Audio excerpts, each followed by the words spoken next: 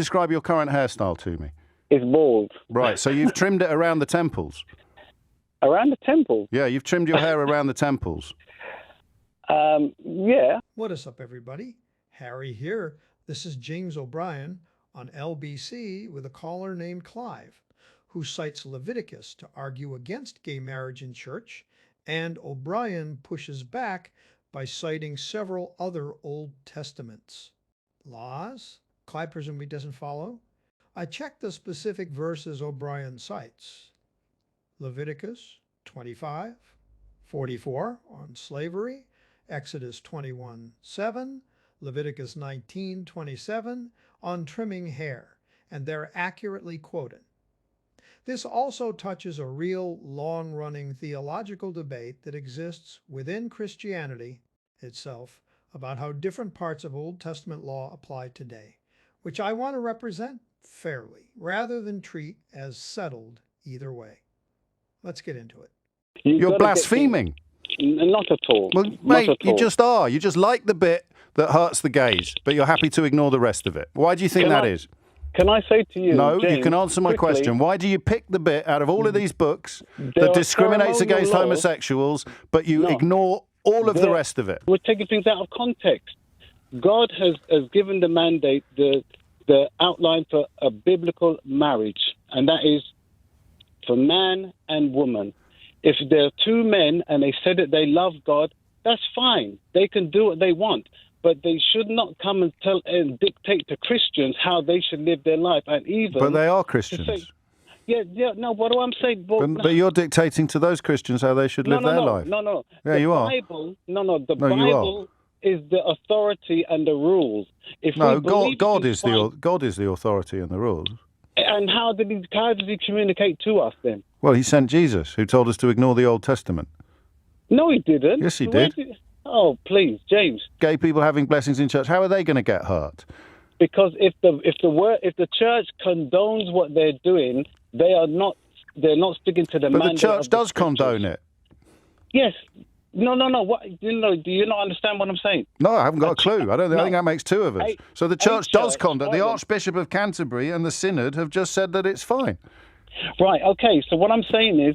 So the church does condone it? No. He's not going with a biblical mandate, though, James. But he's the going by what he Archbishop said. of Canterbury. He is not the authority of God. But he The is. scriptures- In the No, he's Anglican not. community, he's the head honcho. Well, I suppose technically it's King Charles. He thinks he is, but he's not. Because Oh, right. he's perverting the scriptures. So you know better than he does.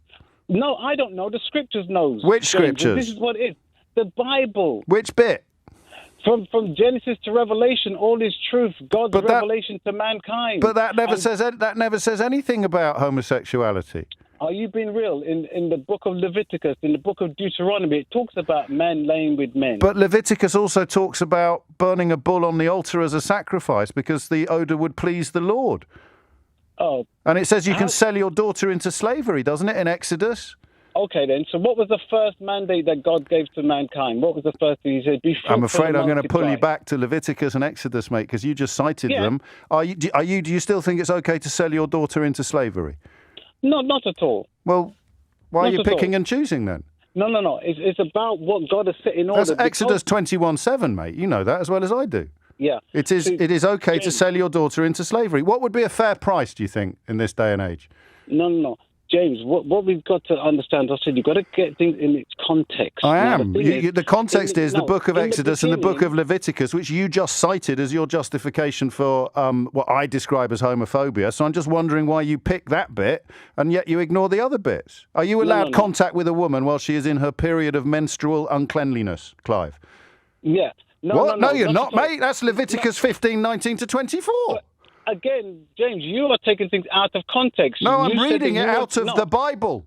You want to bring it back to men and men. I'm or bringing women it and back to women. Leviticus, which is what you just Yeah. told me to do. So how Sure, can you sure. tell whether or not a woman is in her period of menstrual uncleanliness? Okay, all right then. So And you- how close to it are you allowed to be? Sure, okay. James, okay then. So You're going to what- have what to you want answer do some of then- my questions at Yeah, least at one point. So let's start Yes. with the slavery. Is it okay to sell my daughter into slavery? No, it's not. But it says in Leviticus that it is, Exodus that it is. Now, this was what mankind was doing because there was situation and circumstance. What we're But gonna mankind was understand- also lying with No. man, and you said that was bad. Yeah, absolutely. So why is James, that bad, but selling your what- daughter into slavery is not acceptable? What we have to get back is to God's ideal. No, Now, mate. the What thing you is- have to do no, is tell me how I can tell which bits of the Old Testament you Can think I we give you should. an example? No, you can Please, answer can I my give you an questions. example? No, Yes, I'm going to. no, I said no. With an example. No, you can't give me an example. You going- need to tell me which bits of Leviticus you There are choose to people who have obey more than one and which wife. bits you don't. That was never God's plan. Yeah, God you're still said there just should going be to one talk. man You can't answer and any of one these woman. questions. Yeah, but I'm giving you a context here so you My can next door, understand. right? I don't know if you're familiar with Sangeeta Maiska, who presents a program on this radio station on Sunday. Yes, I've heard of So that sometimes, is the Sabbath day. Sangeeta presents on the Sabbath day. No, she doesn't. She doesn't present on the Sabbath. What day is that? Sorry? Saturday and Sunday she presents. Okay, sure, yes. Saturday's the Sabbath, yes. Go ahead. Go ahead. Exodus 35:2 clearly states that she should be put to death. Why? Because she's working on the Sabbath, mate. Oh, no. It's in Exodus. You just told me to read it. No. No, I didn't say to read Exodus. You told me to. You just said Genesis to Revelation. I suggested that the Old Testament had been superseded by the Sermon on the Mount. You said it hadn't. You told me to go back to Leviticus when you were trying to justify your homophobia. I've gone to Exodus. Do I have to kill Sangeeta Maiska for the sin of working on the Sabbath? Yes or no? It's a simple No, question. you don't. So Well, why this not? is- Because the Bible tells me to. You're handing down the law on homosexuality, so you must know the stuff about this. Is Leviticus 25:44. I may Sure. indeed possess slaves, provided they are purchased from neighbouring nations. So would Sure. that include Wales, or would I have to go all the way to France?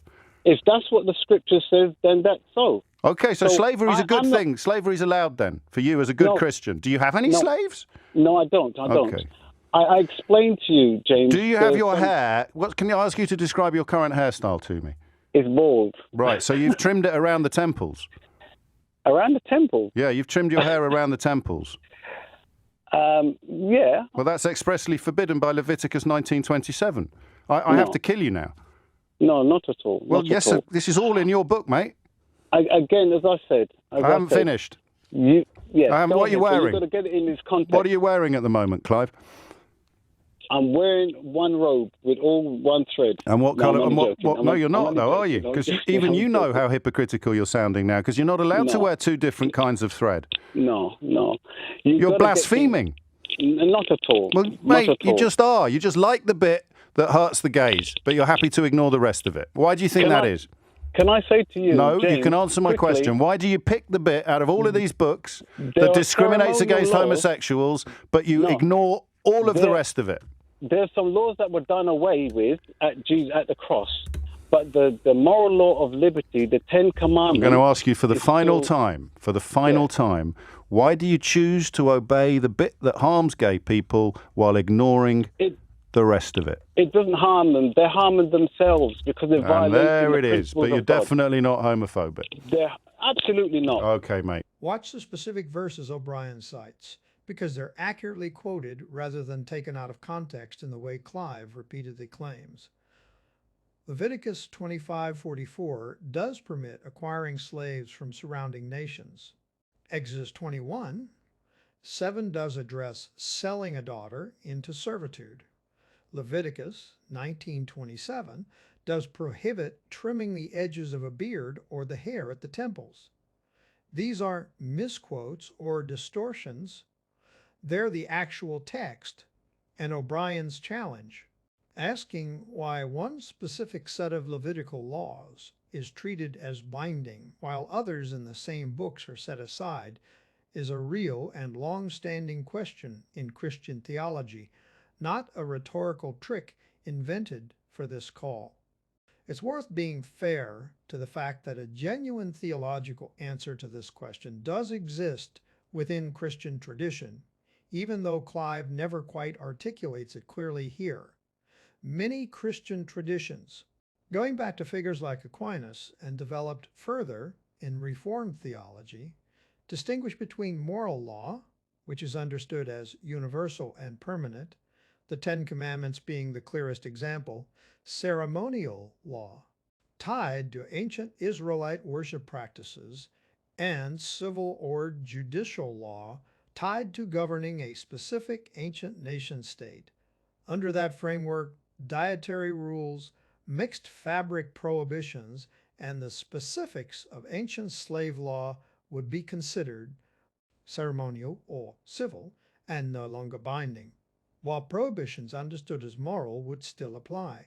Clive gestures towards something like this late in the call, the moral law of liberty, the Ten Commandments, but never explains why the verses about same-sex relations fall into the still binding moral category, while the verses about slavery and mixed fabrics don't, which is precisely the distinction O'Brien is asking him to draw and defend. It's also worth noting that this threefold framework itself isn't universally accepted even among Christian scholars. Some biblical scholars and theologians argue the neat categorization isn't clearly supported by the text of Leviticus itself, which doesn't sort its own laws into these later categories. So even the more sophisticated version of Clive's underlying position remains a genuinely debated theological question, not a settled one. And how individual denominations and theologians resolve it varies considerably, as the Church of England's own internal disagreement over blessings for same-sex couples, referenced directly in this call, demonstrates where the closing narration moves beyond what this call itself establishes is the broader claim linking this specific exchange to a coordinated pattern across unrelated forms of prejudice, immigration, race, trans rights, framed as a single underlying outrage machine cycling through targets. That's a much larger sociological claim about coordinated intent across separate political movements, and one caller's inability to defend his own theological position in a single radio call doesn't establish it on its own. However, the individual exchange itself plays out. It's worth naming clearly what the specific exchange does and doesn't demonstrate, separate from the broader question of what Christianity does or doesn't teach on this topic, which remains sincerely and deeply contested among Christians themselves. What this particular call shows is narrower. A caller who was asked repeatedly and directly to explain his own basis for treating one part of a shared text as binding and another part does not, and who wasn't able to give that explanation when pressed. That's a specific finding about this specific conversation, not a verdict on the underlying theological question itself, which serious, faithful people continue to work through differently across denominations and traditions. If breakdowns like this are useful to you, get subscribed to Harry Unfiltered, and I'll keep handling difficult topics like this fairly, one call at a time.